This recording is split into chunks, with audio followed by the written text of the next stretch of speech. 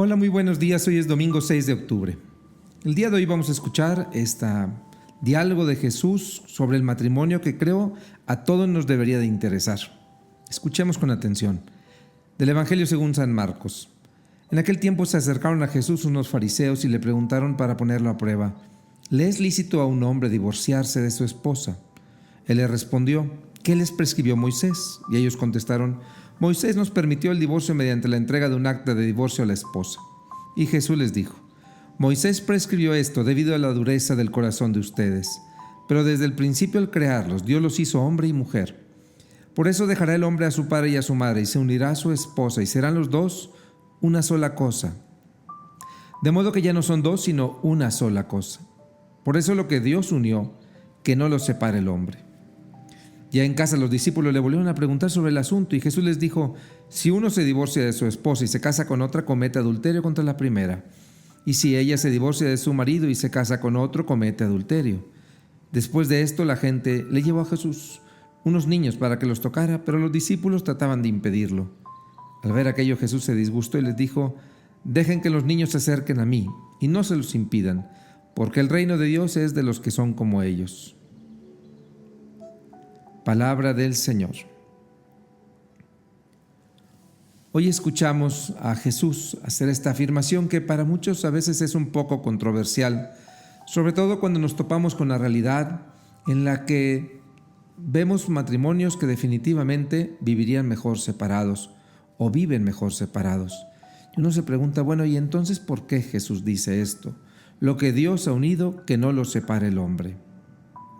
Bien, creo yo que la primera pregunta que todo matrimonio que pide la bendición de Dios, todo matrimonio cristiano, se pudiera hacer o debería de hacerse es: ¿en verdad reconocemos que estamos unidos no solo por nuestro amor, sino por Dios?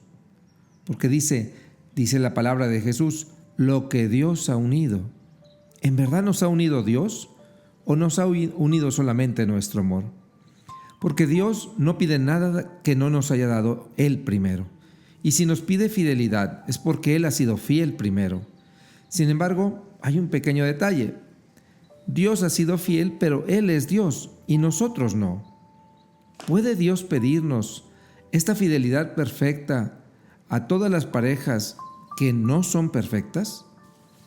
Dios sabe, y lo sabe bien, que no somos perfectos, pero desea la plenitud de nuestro amor.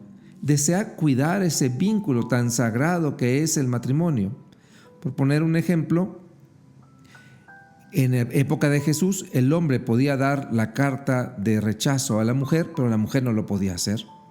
Cuando Jesús dice todo esto, tal vez estaba cuidando o protegiendo a la mujer, diciendo: no puede ser que a ella sí la puedan repudiar, pero ella no puede repudiar. Sin embargo, al final, lo que Jesús nos quiere decir es: ni uno ni otro.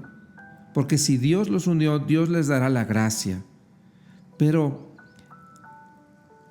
cuando decimos que Dios quiere la plenitud en el amor, tenemos que tener cuidado, porque no es lo mismo ser perfectos que alcanzar la plenitud. La perfección implica nunca equivocarse. Por otro lado, la plenitud significa alcanzar el amor desde nuestros aciertos y nuestros desaciertos, porque Dios le da sentido a ambas experiencias. No es la perfección de una pareja lo que necesita Dios, es la disposición de corazón de ambos en un matrimonio lo que Dios nos está pidiendo. Por eso lo que Dios nos pide es que aprendamos a dejarnos hacer por Él. Es Él quien nos mantendrá unidos. Es Él quien nos permitirá perdonarnos cuando nos ofendemos y amarnos con generosidad cuando así lo pida la situación. La fidelidad no es cuestión solo de esfuerzo humano. Antes que nuestro esfuerzo está su gracia. Por eso, dice Jesús, lo que Dios unió, Él le dará su gracia. Pero esta vivencia de la gracia de Dios exige, sin duda, tener fe, creer en Dios, creerle a Dios, dejar entrar a Dios a nuestro corazón. Y en el caso de los casados, vivir la fe en pareja, que es algo mucho más complejo. Sin embargo, el que no lo alcancemos a vivir o que muchas veces no logremos vivirlo no significa que no deba de ser nuestro ideal. Dios nos une porque nos quiere que seamos testigos del amor que Él nos tiene. Una pareja que se ama en las buenas y en las malas, en la salud y en la enfermedad, y se mantiene fiel, es una pareja que está siendo ejemplo, testimonio de lo que Dios vive por todos nosotros, por la humanidad entera. Pero para tan gran tarea, ¿cómo nos preparamos para vivir toda la vida con y por nuestra pareja? ¿Confiando solo en nuestras fuerzas o pidiendo a Dios su gracia también? ¿Lo queremos hacer todo porque nos conviene, porque nos agrada o porque Dios nos invita a vivirlo así?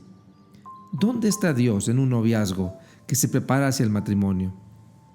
Cuando decidimos comenzar un matrimonio, ¿estamos conscientes que estamos haciendo la voluntad de Dios? ¿O solo recurrimos a la iglesia para cumplir con esta imagen o rito social o este requisito de pedir la bendición de Dios?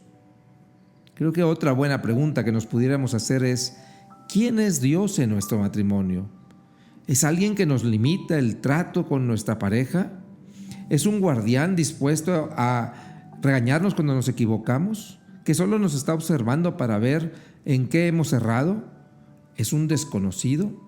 ¿Alguien que me ayuda a tener trabajo y conseguir alguna bendición como si fuera esto un comercio religioso? ¿O verdaderamente Dios es un aliado? Dios es un cómplice, un compañero de camino en nuestra pareja y en nuestra familia.